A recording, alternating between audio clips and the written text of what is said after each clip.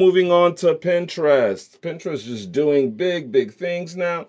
Pinterest is developing its own AI text-to-image generation process, though Pinterest's approach is slightly different to what you're seeing in other apps. And what's going on is Pinterest is really going hard in their learning model for AI. As outlined in a new overview from the Pinterest engineering team, Pinterest Canvas model aims to provide generated options for product backgrounds without altering the product shot itself as the main focus. So what's going on here is you will be able to just get a product. Let's go, if I could scroll down here. Look at this chair over here.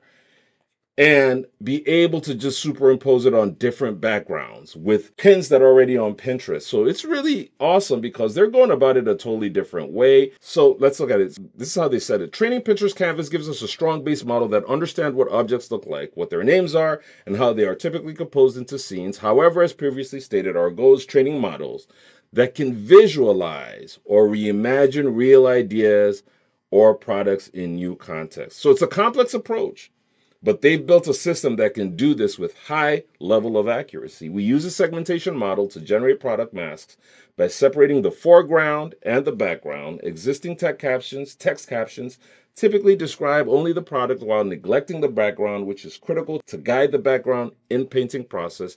So we incorporate more complete and detailed captions from a visual LLM, a handful, I would say. But they're doing it in a very special way so that now you could easily be able to create these pins. So again, the system is specifically designed to generate backgrounds based on existing pin images. And in the end, that should enable brands to type in whatever style they like based on common descriptors, and Pinterest system will be able to provide options for your product shots. So this is really cool because Pinterest, I think, is really stepping up their game, especially when it comes to AI. They just released some AI features recently, and now they're going in here. So go check that out.